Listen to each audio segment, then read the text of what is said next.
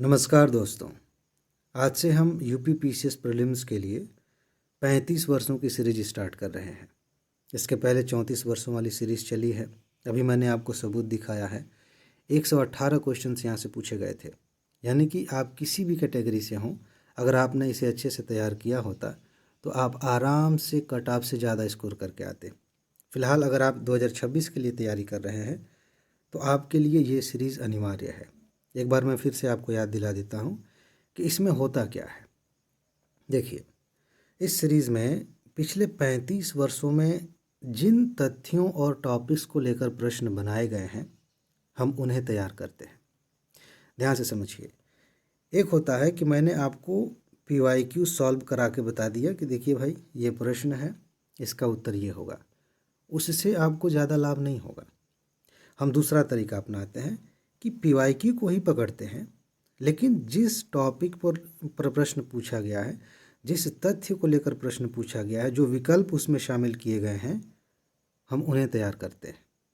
क्योंकि UP PCS के pattern में भले ही क्वेश्चंस एज इट इज़ कम रिपीट होते हों, लेकिन जिन तथ्यों को लेकर प्रश्न पूछे जा रहे हैं वो बार बार रिपीट होते हैं। और मैं पिछले 4 सालों से ये साबित कर रहा हूँ, इसीलिए हम इन्हें तैयार कर रहे हैं। इसके अलावा आप जानते हैं, थोड़ी सी करंट अफेयर की नोट दी जाती है एग्ज़ाम के समय पे। इस बार तो हमने फैक्ट बुक देने का वादा किया है आपसे कि बहुत ही संक्षिप्त में हर विषय की अलग से फैक्ट बुक दी जाएगी। वो सब इसी का हिस्सा है।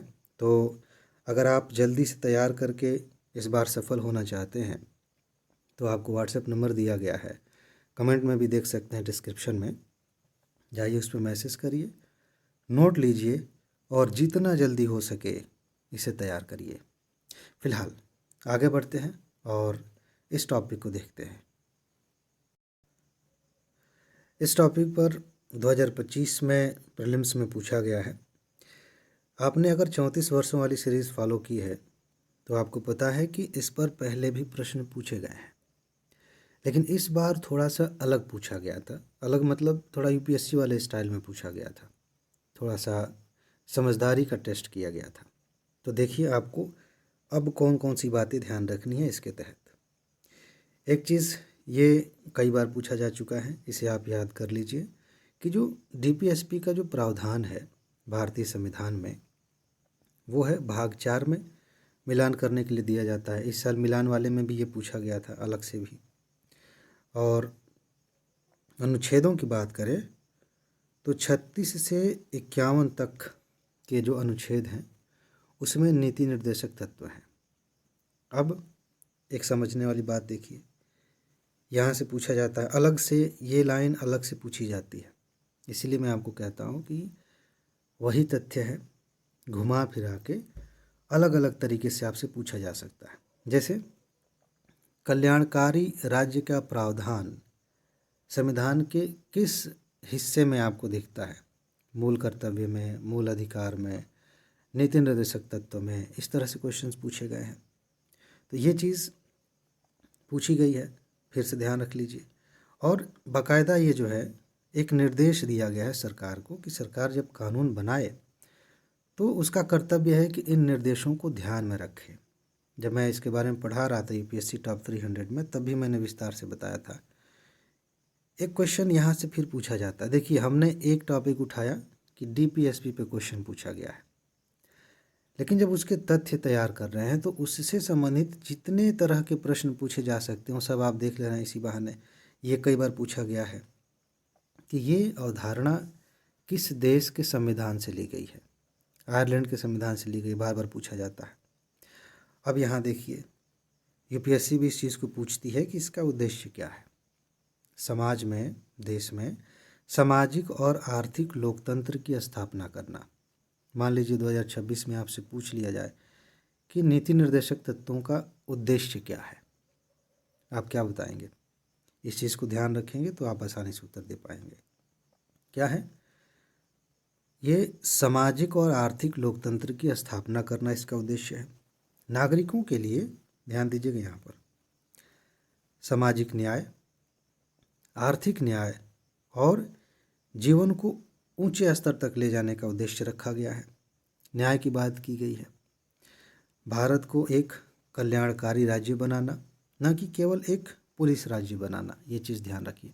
हमारे यहाँ सरकार सिर्फ इसलिए नहीं है कि वो गवर्नेंस करेगी, सिर्फ ये देखेगी कि कानून बनाना है, लागू करना है। सरकार ये भी देखेगी कि जनता का कल्याण कैसे हो।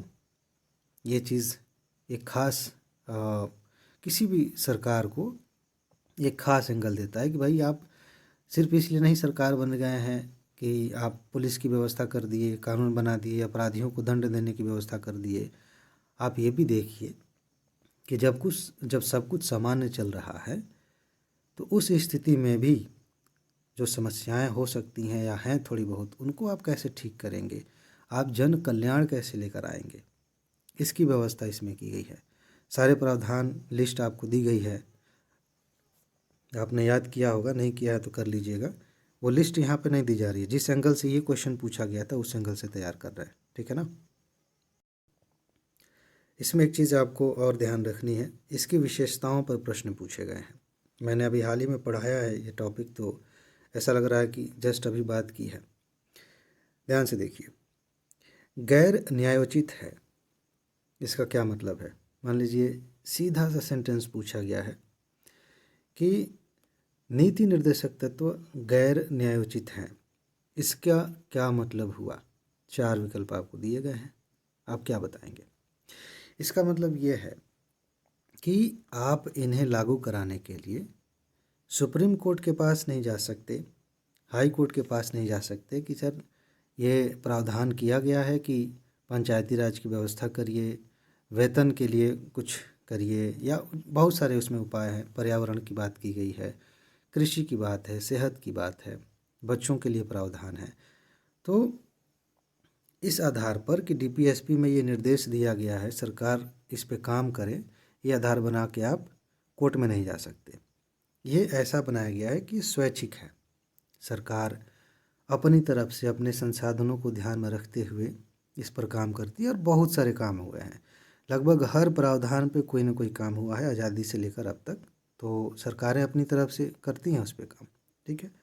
तो इसका मतलब ये हुआ, शासन में ये मूलभूत है। अनुच्छेद 37 के अनुसार ये देश के शासन में मूलभूत है और कानून बनाने में इन सिद्धांतों को लागू करना राज्य का कर्तव्य होगा। ये बाकायदा इसमें बताया गया, ठीक है। इसके अलावा सकारात्मक प्रकृति, अब यहाँ ध्यान से पढ़ लीजिए एक बार।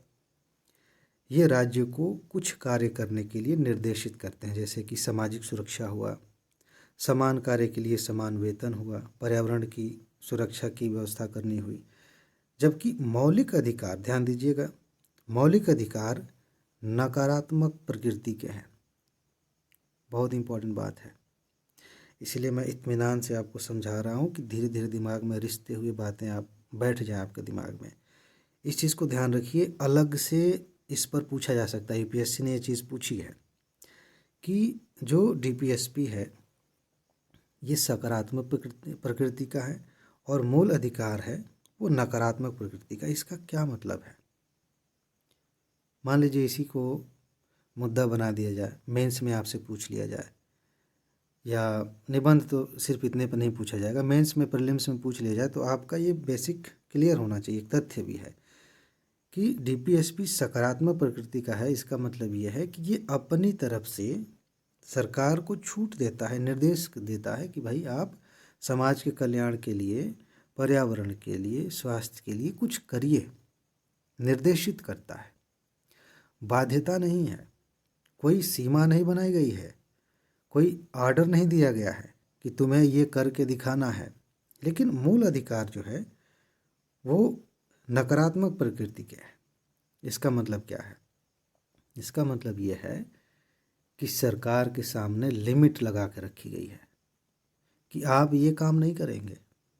और सबसे बड़ी बात यही है कि अगर सरकार ने कुछ किया भी मूल अधिकारों के खिलाफ, अभी हाल ही में हमने पढ़ा था टॉप 300 में, आप सीधे सुप्रीम कोर्ट तक जा सकते हैं कि हमारे मूल अधिकारों का उल्लंघन हो रहा है। और अनुच्छेद 13 हमने पढ़ा था कि जिस सीमा तक सरकार आपके मूल अधिकारों का उल्लंघन करेगी, मान लेते हैं कानून बनाया है, ये मूल अधिकार है, उस सीमा तक जो है वो कानून शून्य हो सकता है, ठीक है।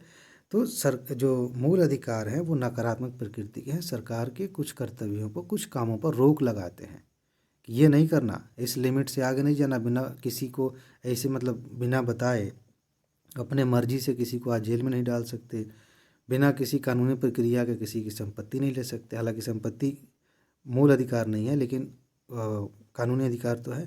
ऐसे बहुत सारे मूल अधिकारों में ही, जैसे मान लीजिए कि किसी व्यक्ति को अनावश्यक रूप से देश के किसी भी हिस्से में जाने से नहीं रोक सकते, आंदोलन करने से नहीं रोक सकते, ये सारी व्यवस्थाएं मूल अधिकार में है।